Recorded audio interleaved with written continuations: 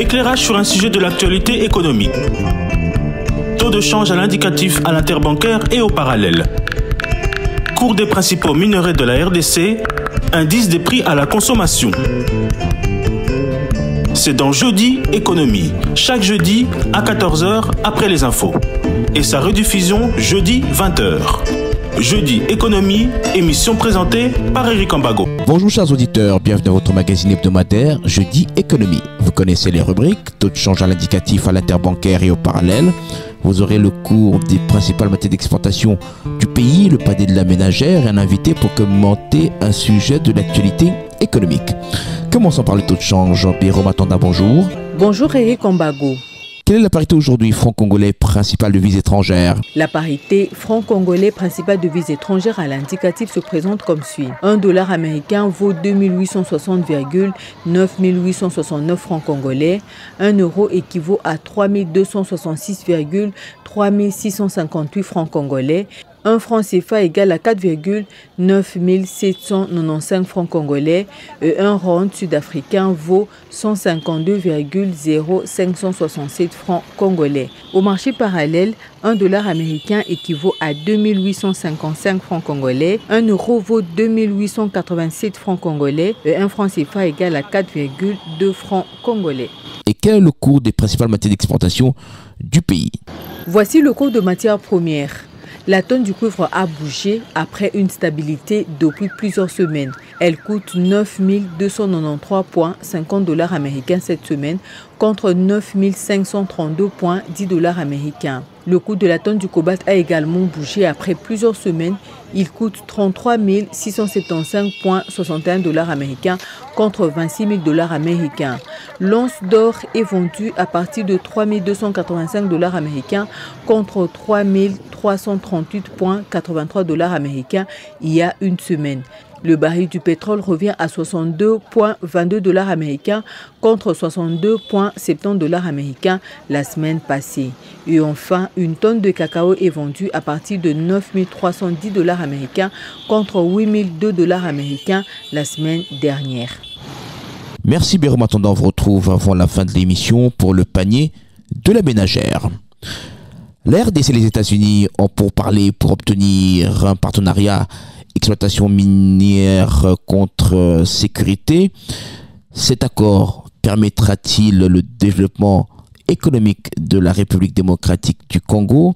Jeudi Économie reçoit pour vous notre invité quasi permanent, professeur Godépoy. Bonjour. Bonjour Eric. C'est quoi un partenariat du type mine contre sécurité envisagé entre la RDC et les États-Unis? Oui, Eric, lorsque nous développons cette théorie il y a plus de 3 ans, je vous avais dit que nous partons d'abord du principe selon lequel l'effet naturel du commerce, c'est de porter à la paix. Et c'est pas moi qui l'ai dit, c'est Montesquieu qui l'a affirmé avant. Et c'est ce qui fait qu'aujourd'hui, les deals RDC, États-Unis, fait partie en fait de cette logique qui caractérise les commerces au fil des ans. Et au-delà de cette précision théorique, la pratique révèle que nous sommes en 1944 lorsque le roi Abdelaziz, alors maître pratiquement de toute la Méditerranée, était menacé. Il avait fini en fait par trouver un deal avec les États-Unis d'Amérique pour avoir la sécurité notamment de l'Arabie Saoudite. Et le Koweït l'a répété lorsque menacé par Saddam Hussein. Saddam Hussein, en fait, l'Irak avait contracté une dette de 15 milliards de dollars auprès du Koweït. Et à l'échéance, l'Irak refusa de rembourser l'argent.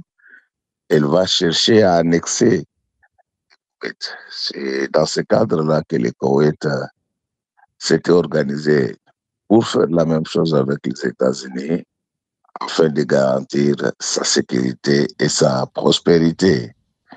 en République démocratique du Congo, nous sommes en 1998. Le Congo menacé par la balkanisation, Mzee Laurent Désiré Kabila, d'heureuse mémoire, va gager toutes les réserves diamantifères du Kasaï pour que le Congo reste dans ses frontières telles qu'elles nous ont été léguées par les pères de la fondation de notre pays. C'est à ce titre-là que nous pensons que les deals États-Unis-Amérique a un fondement à la fois théorique et pratique, et que si Dieu nous fait grâce que cette affaire aboutisse, ça sera la libération de la RDC contre toutes sortes d'esclavagisme. Alors, professeur, comment s'articule ce genre de partenariat? La RDC apporte ses minerais, les États-Unis apportent la sécurité, c'est du troc? C'est pas du troc, mais ça s'appelle de la diplomatie économique. Ça fait partie de ce qu'on appelle des joint ventures à l'international. Donc, nous allons proposer un jugement au-delà des gisements miniers dont le potentiel s'élève à 24 000 milliards de dollars. Nous avons des gisements pétroliers évalués à 22 000 milliards de barils. Et nous avons la forêt, nous avons la terre. Avec 80 millions d'hectares de terres arables, nous pouvons nourrir toute l'Afrique. Et avec les barrages d'Inga, ce qu'on n'avait pas encore dit, nous voulons le répéter aujourd'hui, c'est qu'avec les barrages d'Inga, on ne fait pas que de l'économie. Mais avec les barrages d'Inga, on peut faire également la guerre. C'est-à-dire que si on allonge le portefeuille de ces joint ventures, notamment jusqu'au niveau du barrage d'Inga, nous allons alimenter pratiquement toute l'Afrique en énergie. Et comme vous le savez, l'Afrique subsaharienne a des meilleures économies, en l'occurrence le Nigeria et l'Afrique du Sud. Si nous sommes capables de vendre l'électricité, ces deux États, ils n'hésiteront pas à devenir à notre place. Donc c'est pour vous dire qu'il y a une avalanche de produits à proposer à la superpuissance du monde. C'est cela de l'économie internationale, c'est de la géoéconomie, c'est de la géopolitique, c'est de la géoconfluence. Ce ne sont pas les États qui vont, dans ce cas, mettre en œuvre cet accord. Ce sont des sociétés américaines et congolaises qui vont entrer dans la danse. Naturellement, les règles vont être définies parce qu'en fait, l'entrepreneuriat aux États-Unis, c'est l'apanage des sociétés, mais lesquelles sociétés sont soutenues par le gouvernement. Certainement que ça va déboucher sur des joint ventures ou le modèle que les Américains vont définir. Mais professeur, vous avez parlé de ce potentiel, mais ce potentiel n'est que théorique. La certification pose encore problème. Pendant que vous jouez avec les études, renseignez-vous, la CIA finance des recherches, notamment au niveau des thèses de doctorat, au niveau des bons mémoires qui sont effectués. Pendant que vous, ici, vous avez désacralisé les savoirs, assurez-vous que la CIA fait des commandes d'études sur les économies du monde et les États-Unis ne s'engagent pas lorsqu'ils n'ont pas de références fiables. Les États-Unis n'avaient pas proposé, c'est l'RDC qui demande. Elle est en position de faiblesse. Vous pouvez considérer ça comme vous voulez. Moi, je vous renvoie à la théorie de la puissance. En relation internationale, dans la théorie de puissance, il y a un triptyque qui apparaît. Nous avons les hard power, nous avons les soft power et nous avons les smart power. Donc, le hard power veut dire que je suis fort parce que j'ai une armée forte. Le soft power dit que je suis fort parce que j'ai beaucoup de relations. Et le smart power, je suis fort parce que je suis intelligent. Donc, si nous avons eu l'intelligence de proposer aux Américains, c'est-à-dire que nous avons utilisé juste un pan de la théorie de la puissance. Dans tous les cas, vous n'allez pas comparer les États-Unis à la RDC. C'est tout à fait normal que celui qui est menacé puisse puiser dans tout ce qu'il peut avoir comme ressources pour assurer sa sécurité, sa prospérité. La RDC attend en contrepartie la sécurité. Les États-Unis vont imposer également leurs conditions. Naturellement, donc, vous savez, entre deux mots, Eric, il faut choisir le moindre mal. Est-ce que vous trouvez normal que nos richesses soient pillées, nos frères et sœurs sont tués pendant que nous avons toutes ces ressources. Pourquoi ne pas les utiliser à bon escient? Donc l'économie internationale, ça reste par-dessus tout un rapport de force. C'est ça l'actionnariat. Dans l'actionnariat, c'est celui qui apporte le plus qui doit gagner plus. Bismarck a appelé ça les réels politiques. C'est donc pas un accord gagnant-gagnant. Mais lorsqu'on dit gagnant-gagnant, il ne s'agit pas d'un gain horizontal. Il y a également un gain vertical. Chacun gagne au prorata de son apport. La RDC apporte des minerais qui doivent en principe lui permettre aussi de pouvoir développer son économie. Ça, on risque de renvoyer au calendrier grec le développement économique du pays. Depuis que nous avons ces minerais, qu'est-ce que nous en avons fait? Donc, on doit croiser les bras qu'on vient prendre pendant que nous avons la possibilité de faire une joint venture. On ne vous trompe pas. Ces accords ne vont pas nous garantir que la sécurité, mais ça va également nous garantir la prospérité. Vous allez voir la flopée d'emplois qui seront créés à la suite de cet accord. Il y aura beaucoup d'investissements et cela aura plusieurs effets propagateurs. Ces investissements vont déboucher sur la création de nouveaux emplois, lesquels nouveaux emplois seront rémunérés au point de doper le pouvoir d'achat du consommateur. Et lorsque le pouvoir d'achat du consommateur est fort, c'est la demande globale qui augmente. Mais c'est un déclic. C'est un déclic, je vous dis. C'est quelque chose qui va nous faire sortir de la misère et de la torpeur. Toutefois, je demande solennellement, officiellement, aux garants de la nation d'éloigner de ces projets tous les enfants de voleurs qui envahissent littéralement ce pays. Mais professeur, on a l'impression que ce deal n'a pas été bien étudié en RDC. On a vu que lorsque le conseiller principal du président américain en charge de l'Afrique est venu, il a parlé des discussions pour élaborer un plan pour conduire vers ce deal. Donc au niveau de la RDC, c'est apparemment un dossier qui a été élaboré à la va-vite. En management, il y a ce qu'on appelle le management situationnel. Donc nous sommes devant un problème. L'intelligence, ce n'est pas seulement la multitude de titres qu'on peut détenir, mais l'intelligence, c'est la capacité de résoudre les problèmes qui se présentent devant soi. Nous sommes dans un management situationnel et nous avons trouvé que c'était cette option-là. Lorsque vous trouvez un partenaire, il doit poser ses conditions, il doit chercher à faire les contours de toute la question. Le plus important, c'est que l'accord de principe est déjà là. Il faut que nous tous, nous puissions prier pour que cette affaire aboutisse. Il y a des minerais critiques, on les retrouve dans le sud-est de la RDC, on les retrouve surtout à l'est du pays. Cette partie est occupée par les rebelles soutenus par le Rwanda. Comment le gouvernement peut envisager un deal alors qu'une partie de son territoire est occupée? Et si une partie de notre territoire est occupée, cela ne veut pas dire que la partie a été prise. L'effet naturel du commerce était de porter à la paix. Donc, lorsque nous, les propriétaires, nous aurons déjà pris des engagements avec la superpuissance du monde, ceux qui occupent nos terres, ils ne doivent qu'à prendre des dispositions. Cet accord va impacter positivement l'économie congolaise. Je vous dis que lorsque vous avez un potentiel minier de 24 000 milliards de dollars, dans le cadre de ces deals, ce que les gens ne savent pas, c'est que rien qu'avec la transition énergétique, nous avons notre cobalt, même s'il y a des problèmes aujourd'hui, nous avons du lithium. Imaginez-vous, parce que je peux vous présenter un tableau, un exemple baroque. Imaginez-vous que sur chaque véhicule, dans le cadre de la transition énergétique qui va rouler dans le monde, pour un parc automobile au bas mot de 100 millions de véhicules, sur la République démocratique du Congo ne peut que gagner $1000 sur ces véhicules-là. Tu vois ce que ça représente?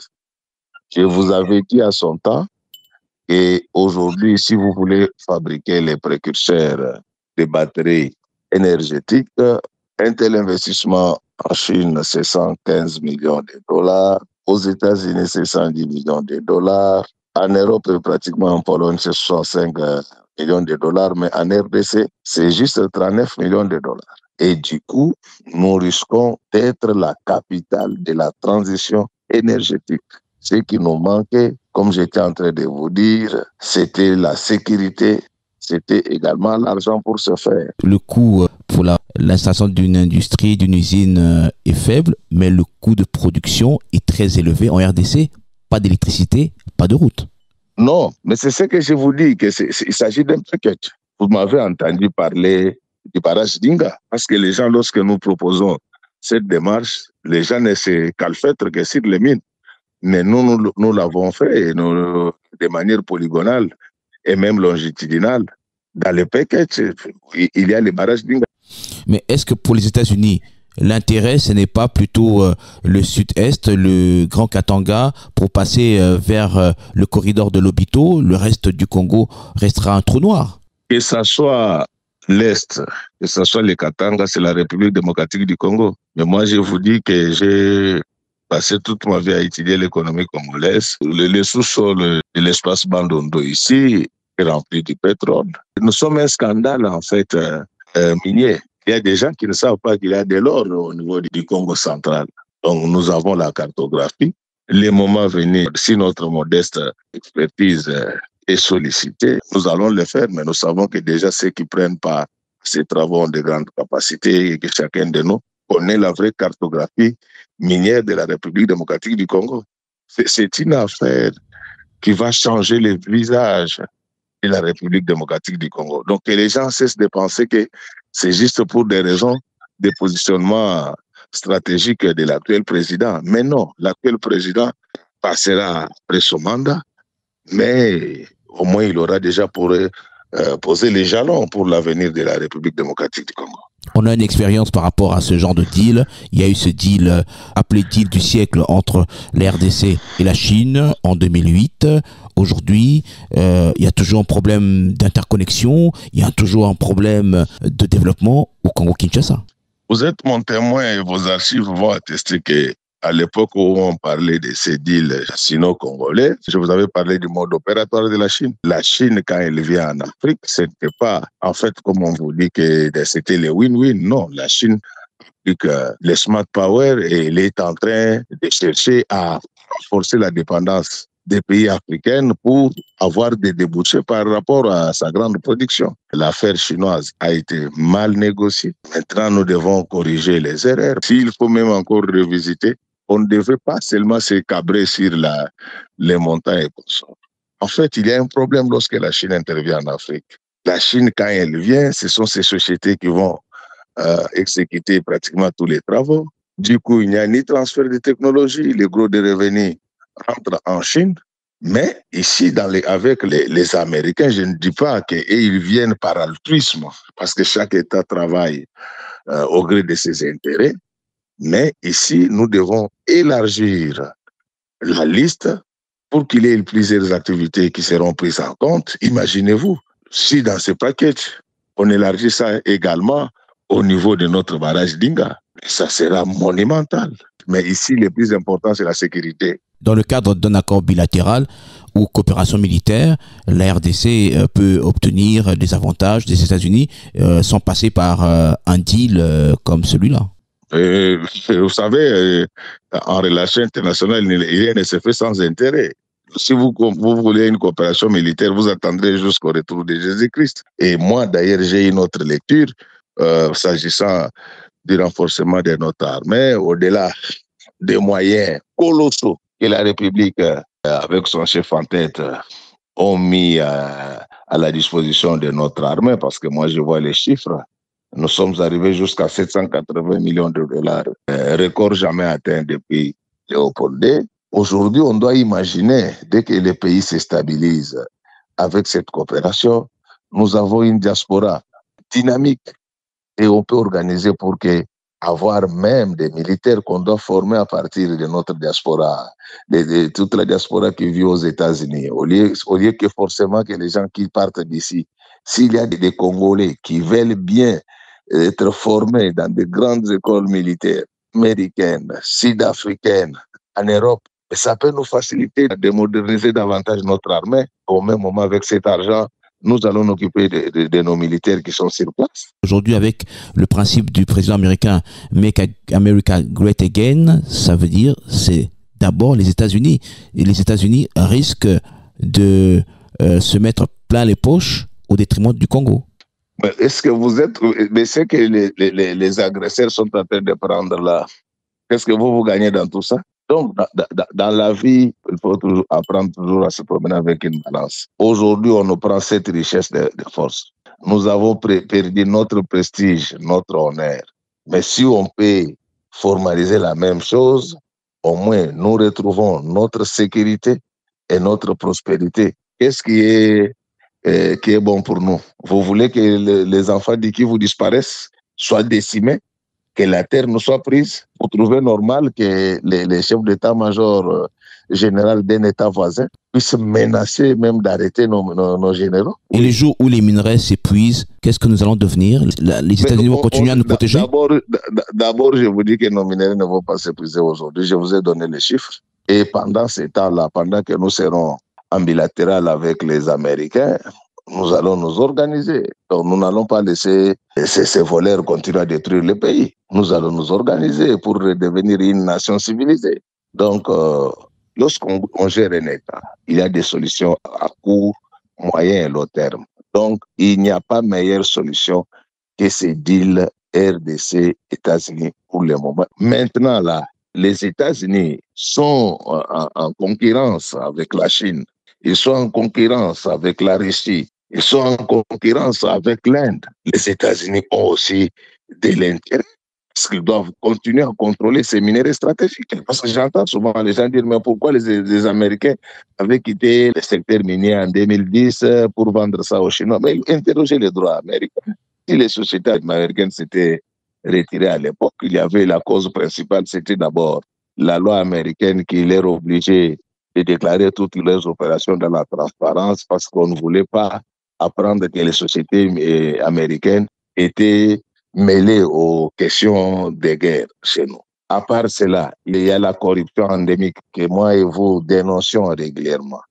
Mais aujourd'hui, lorsque Donald Trump vous dit que make America great again, c'est-à-dire qu'ils se sont rendus compte qu'ils ont aussi des problèmes de ressources. N'oubliez pas que la quotité des États-Unis dans le PIB mondial, à la fin de la Deuxième Guerre mondiale, était de 50%. Aujourd'hui, ils sont à 26%. Mais ils réfléchissent comment retrouver leur place d'antan. Donc, c'est aussi une opportunité pour eux. Mais je vous pose la question, Eric.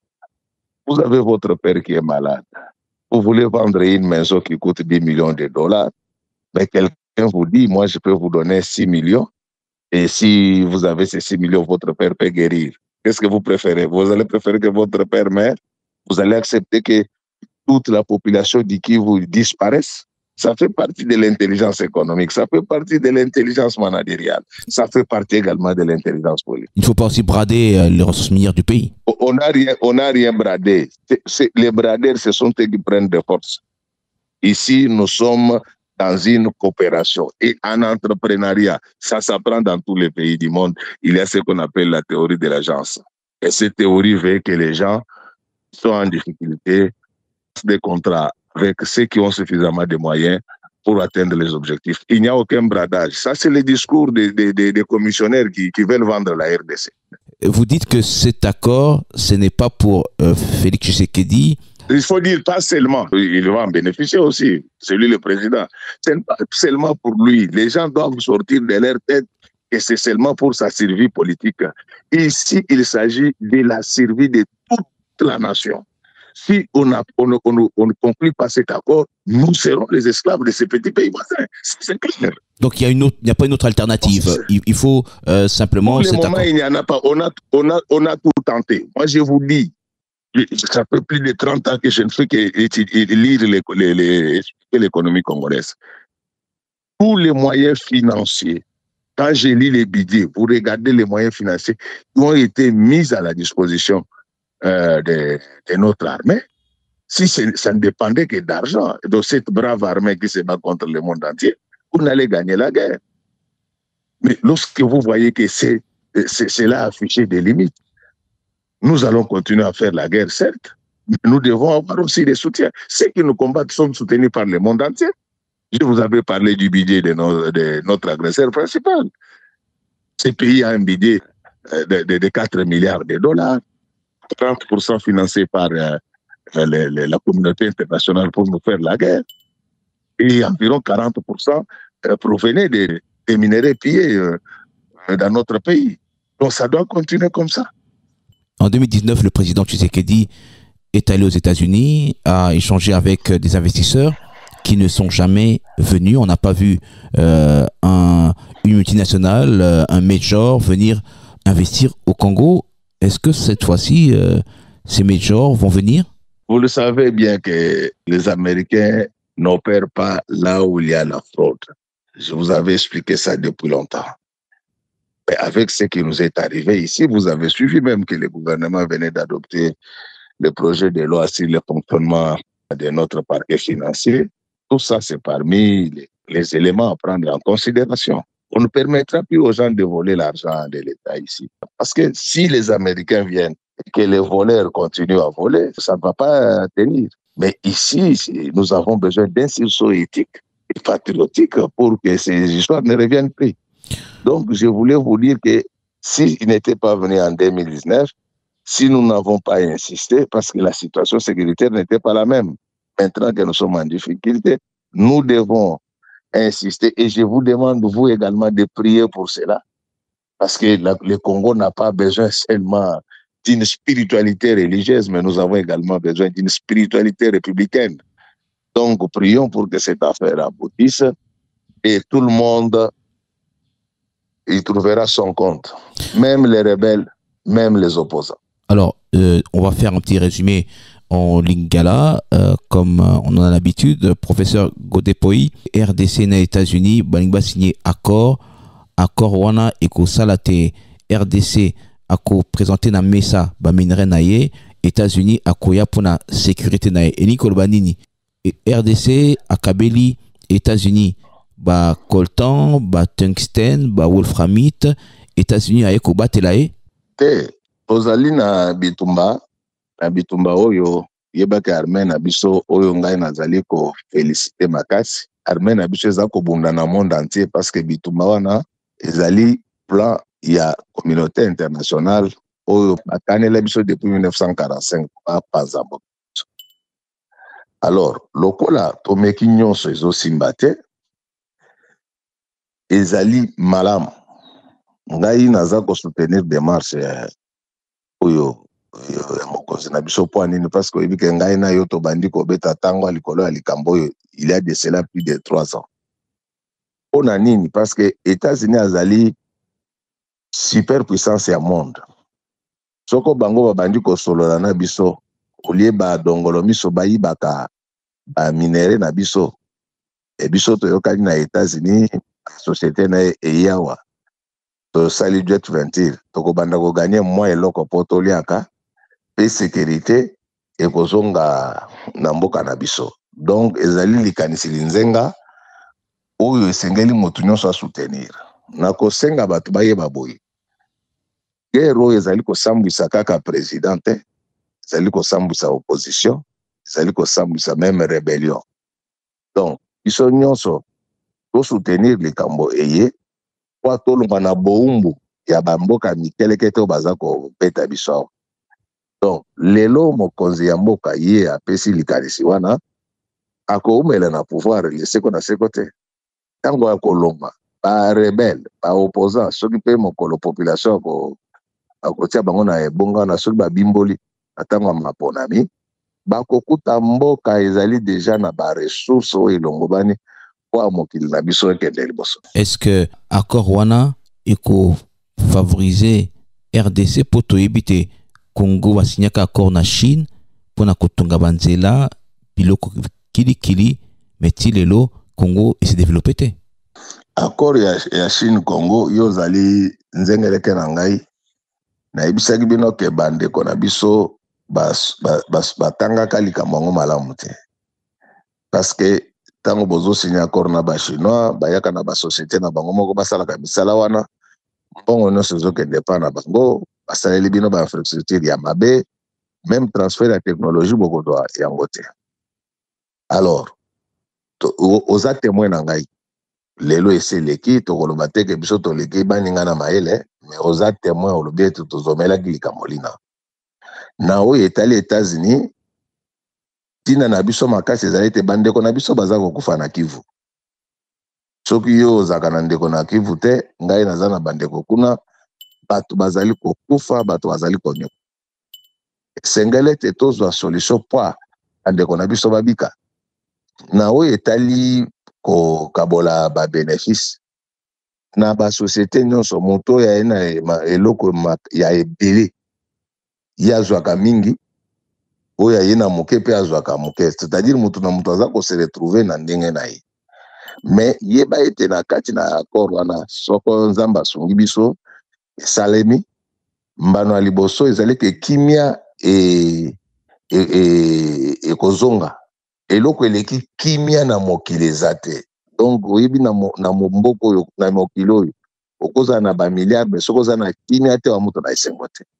Soki kimia ezongi ekonomi na biso ekozonga makasi biso osala manso po ete gouvernement na biso mingi mokonzi na biso abondela ba américain lisolo wana esoka kaka na ba minere te bakota pe na likambo ya barrage ya Inga basunga biso na makambo ya agriculture mutu nyonso akosepela yango na kosenga na bandeko bangai ezala bandeko ya pouvoir ezala bandeko ya opposition ezala ba rebelle bayeba ete likambo oyo tozali kosala ya deal américain ekolongola biso na boumbu ya bamboka mike oyo bazali konyokola biso.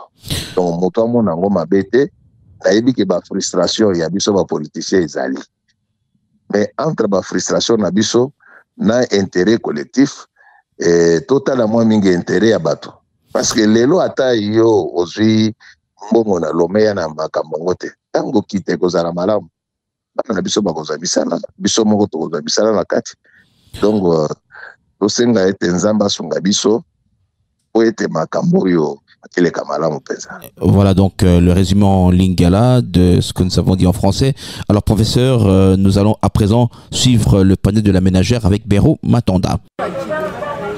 Eric, les produits de base sont vendus comme la semaine passée. Un seau d'écossais de manioc coûte 22 voire 20 000 francs congolais. Une mesurette ou écolo de maïs coûte 2500 voire 3500 francs congolais. Un sac de semoule de 25 kg coûte 51 000 francs. La mesurette ou écolo coûte 2500, 3500 ou 4000 francs. C'est selon la qualité de la semoule. Un sac de riz de 25 kg coûte 70 000 francs congolais. Comme la semaine passée, la mesurette ou sakomi coûte 2000 francs congolais. Une mesurette ou écolo de sel coûte 2800 francs. La mesurette ou sakomi coûte 1000 francs congolais. Une mesurette ou copeau de haricots coûte 3500, 4000 ou 5000 francs congolais. Le sac varie entre 200 et 260 $ américains. Un sachet de sucre de 5 kg coûte 18 voire 18 500 francs congolais comme la semaine passée. Un bidon d'huile végétale de 25 litres coûte 136 000 francs congolais voire 145 000 francs congolais. Celui de 5 litres varie entre 32 et 34 000 francs congolais. Un bidon d'huile de palme de 5 litres coûte 25 000 francs congolais. Un carton de poisson salé coûte 75 $ américains et le kilo est à 30 000 francs congolais. Il était à 22 000 francs congolais. Un carton de chinchard de 20 kg coûte 190 000 francs congolais. Le kilo est à 12 000 francs. Le carton de cuisse de poulet coûte 22 $ et le kilo est à 8 000 francs congolais. Un carton de poulet sans emballage coûte 28 $ américains. Le poulet est à 13 500 francs. Un carton de tripes coûte actuellement 28 $ américains, il était à 25. Le kilo est à 12 000 francs congolais. Une mesurette ou écolo de farine de froment coûte 4 500 voire 5 000 francs congolais. Une botte de feuilles de manioc varie entre 3 000 et 5 000 francs. Celle d'oseille coûte 1 000 francs. Celle des épinards coûte 3 000 francs congolais. Celle des amarantes coûte 2 000 voire 3 000 francs congolais.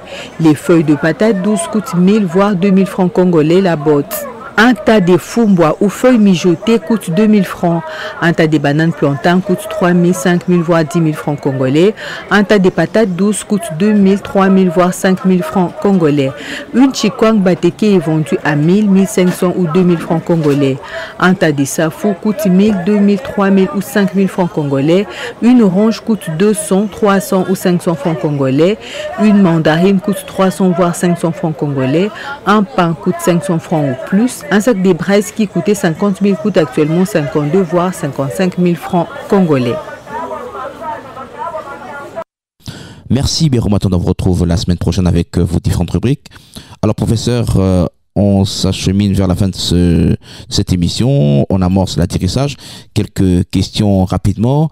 Vous êtes député national, vous êtes pasteur, professeur, vous n'avez pas de papier pour des plénières. Comment est-ce que vous allez contrôler le gouvernement? Bon, il y a un vrai problème sur le fonctionnement de l'Assemblée nationale. Mais comme vous comprenez, c'est une assemblée de 500 personnes. Bon, une seule personne ne peut pas chercher à ce que les plénières soient régulières, que les contrôles soient réguliers. Mais moi, devant cette léthargie, j'ai développé une méthode extra-parlementaire. Tous les cas de fraude que je découvre, je me constitue en aviseur, j'ai saisi les services concernés pour que l'argent de l'État soit récupéré parce que je ne peux pas participer à la disparition de la République démocratique du Congo. Mais il y a un vrai problème sur le fonctionnement de l'Assemblée nationale. Bon, on attend quand la majorité va comprendre que ça ne marche pas. Moi, je ne peux pas aujourd'hui commencer à poser des problèmes, mais pour ne pas participer à la disparition de la RDC, vous suivez, j'adresse des questions écrites à tous les ministres qui ne payent pas les impôts. J'ai demandé à la DGI de récupérer ça. Tous les DG qui ne payaient pas, j'ai saisi la DGI. Ils vont récupérer cet argent. Et je vous informe qu'avant-hier, j'ai adressé encore une autre question écrite au ministre des Infrastructures sur les routes qui devaient être faites qui n'ont pas été faites. Alors, professeur, le fleuve Congo est devenu un cimetière. Qu'est-ce qu'il faut pour mettre fin à cette situation? Bon, d'abord, ce qui est arrivé sur le fleuve, ça a été déplorable. D'après les rapports que j'ai lus, on me dit que les canaux rapides auraient été quelques grimes qui étaient sur le fleuve. Ça, c'est très dommage. Je présente mes condoléances les plus attristées aux familles éprouvées. Au même moment, je présente mes condoléances les plus attristées encore à l'Église catholique à cause de la disparition du pape François, ce grand apôtre de la réconciliation interreligieuse.